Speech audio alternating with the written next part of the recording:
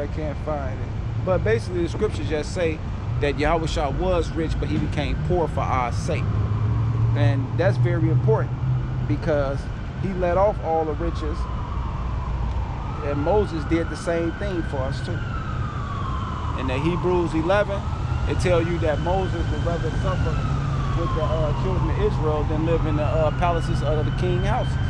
But y'all got to examine that and understand that, man. That this ain't about no reputation.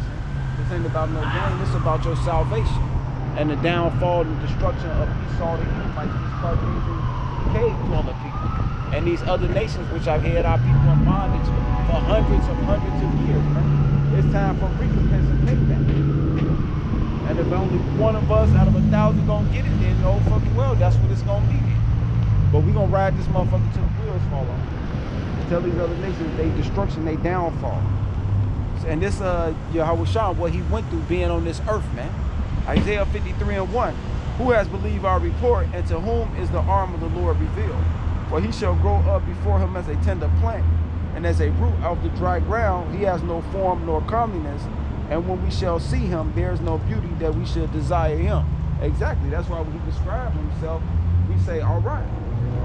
Oh, we come over here. He is despised and rejected of man, a man of sorrow and acquaintance with grief, and we hid as it were our faces from him. He was despised, and we esteemed him not.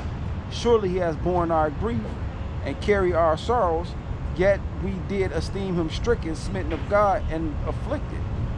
But he was wounded for our transgression, he was bruised for our iniquity, and chastisement of our peace was upon him, and with him stripes we were healed. See that? So who you call Jesus Christ, this is what he went through on earth. Y'all would consider him basically a bum. I would say about 99.9% of y'all wouldn't allow someone in those type of conditions to stay in y'all house, because y'all been taught the false god, which is Caesar Borgia, which he'll come in on not a donkey as a humble, but he'll come in on a stallion, all white racehorse. That's why y'all try to get the best cars here in America. Y'all want the biggest houses.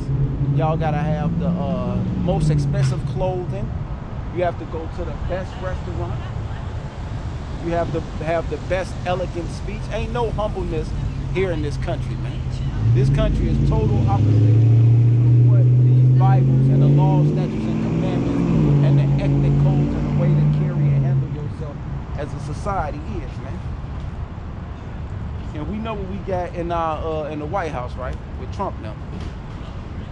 We have a bald-faced eagle, proud, bull-headed, unstable guy. Right? We know that. What's that? I think it's 10-1. Yeah. And before that, we had Obama, because you got two different forms that be in the White House. You got a knight and you got a scribe. The scribe is the smart ones of the presidents, like JFK. They come in and they write certain legislative laws. Obama, he's supposed to know the whole Constitution and be smart. Then you got people like Bush, Daddy Bush and Baby Bush. That's right here from the Skull and Bones. They consider the knight. Trump, he would be considered a knight, meaning he all about war, and he's forward and pushing his agenda. And basically he would be like an alpha male, or what y'all might know him as. Y'all don't like alpha male, y'all like beta male. Even you other nation women like this Moabite over here rolled her eyes when I said that. She know what alpha means. She want her a beta male.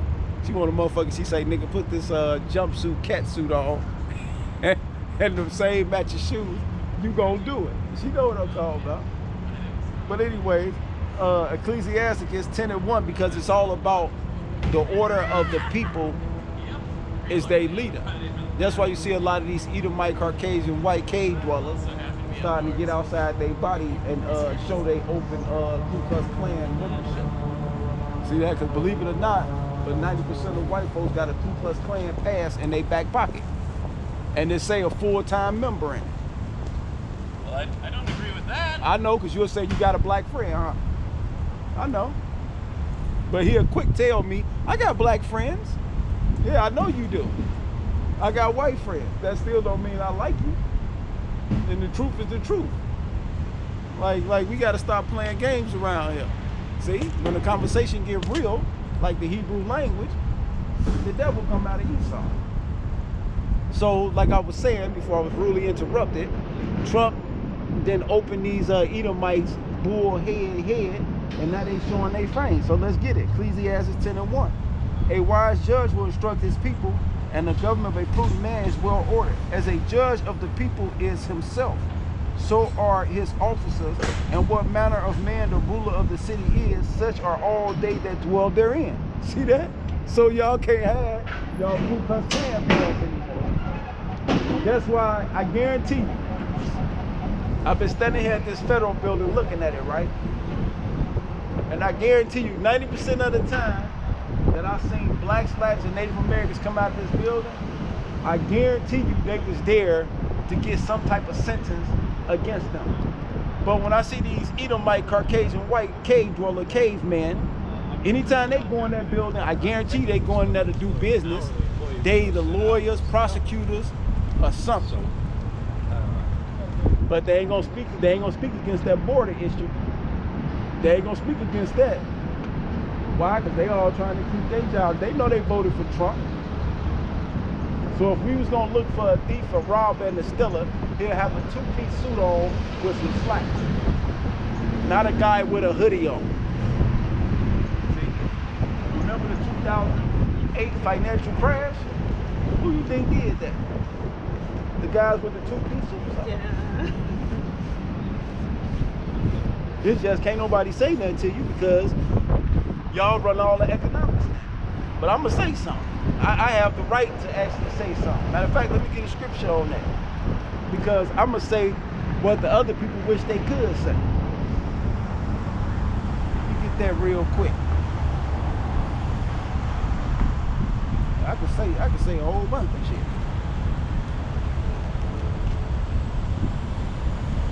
I should get that they cries his ass as a thief.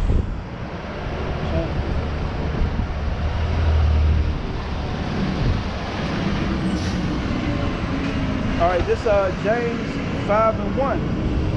Go to now, you rich man, weep and howl for your miseries that shall come upon you. Your riches are corrupted, and your garments are moth-bitten. Your gold and your silver is cankered, and the rust of them shall be a witness against you, and shall eat your flesh as it was with fire. You have heaped treasures together for the last days. And that's why I'm saying something to their ass. Because they heaping money together for the last days. Matter of fact, I was just watching a documentary where they had all these offshore accounts from Britain and America that they brag about that you can't say nothing about. That's called tax haven, where all the rich put their money over there and their money is just sitting in different packages, but can't nobody investigate it, period. That's why I say your silver and your, and they don't pay taxes. The businesses don't pay taxes. The people are paying taxes. That's why everything is going up. You got something called hyperinflation on the way too. All you gotta do is look at the breakdown of the businesses. Because you had Kagonomics and then you had Reaganomics. Kagonomics is what actually built America up. Reaganomics is why y'all in the scramble y'all in now. So then they say, well, the markets, they have to fix themselves. That's their philosophy. Well, this market finna crash, seeing that they devaluing the money. Now, how do you devalue American money? Easy. It's backed by the petrodollar. All you do is stop investing in the petrodollar, is transferring your money over to American money and go around it through BRICS or the Shanghai Organization Corporation. That's why the stewards of this country is breaking this motherfucker down. They doing a hell of a job too. Let me keep going. Behold, the hires of the laborers who have reaped down your fields, which is of you is kept back by fraud crieth, and the cry of them have reaped and entered into the ears of the Lord of Sabaoth. Right, meaning people don't have, and you have to work harder. Matter of fact, you have to work 2 jobs just to survive. Matter of fact, the man and a woman have to leave the house just to work, and they actually what? Sending the kids off to school at 3 years old. Now tell me what a 3-year-old gonna learn in school. Somebody enlighten me to that brilliant idea. No, what it is they want more, and these Edomites doing this too, by the way.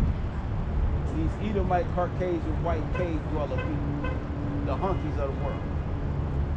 They the one around here with these philosophies to undermine people and their kids and install trigger words like a nigga tried on me yesterday.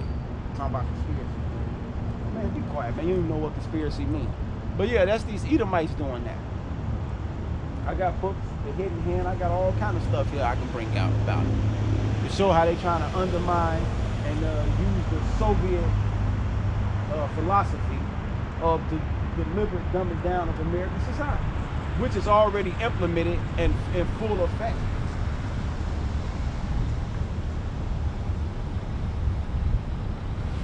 And nobody got, I already know nobody got nothing to say.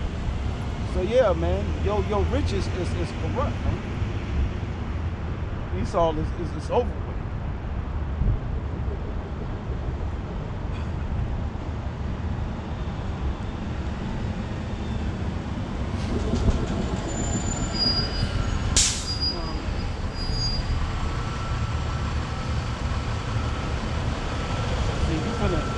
See, a lot of y'all think that the game, y'all finna get introduced to Yahweh Bashem, Yahweh God in the most horrendous way that you can be imagined. Y'all want to speak this "he all love" bullshit, which we know that who we call Yahweh Shah, who y'all call Christ, is not all love. And his father couldn't have been all love either, because if God was all love, he wouldn't have killed everybody in no flood and only left 8 people. So that show you he have more than one emotion. So while Esau, the Edomite cave dweller, Caucasian devils is lying to everybody while they being the devil on earth, they telling everybody else that to be happy. No, it don't work like that. You're gonna tell everybody to don't stockpile their armory, but then you put missile systems right outside of Russia and then do drills. Y'all crazy. But this Deuteronomy 7:3.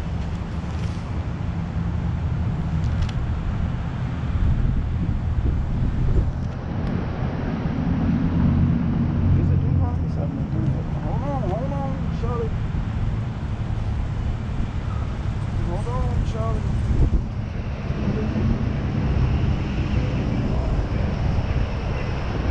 Telling them bald-faced lies. Deuteronomy 7:21.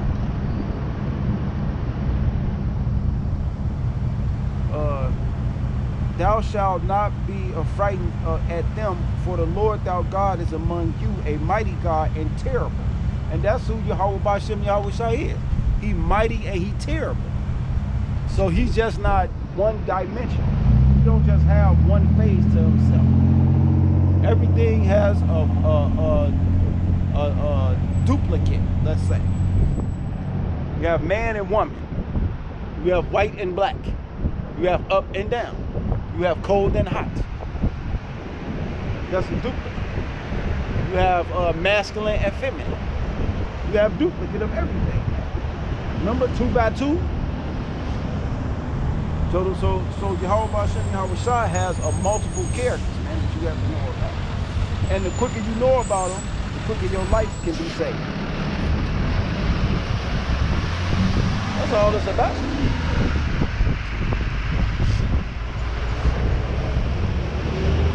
The Exodus 15. Exodus 15:3. The Lord is a man of war. The Lord is his name. So that's another thing that you have to understand. That's why the race riots is coming right here to Texas. All counties and districts. And you know who it's going to be. Blacks, Latins, and Native Americans versus everybody else. And their #1 menace and enemy is you Edomite, Caucasian, white folk. The race riot is going to be between y'all two. And the other tribes going to jump right in, So I hope y'all been eating y'all Wheaties and get ready for that. Let me see where I'm at though.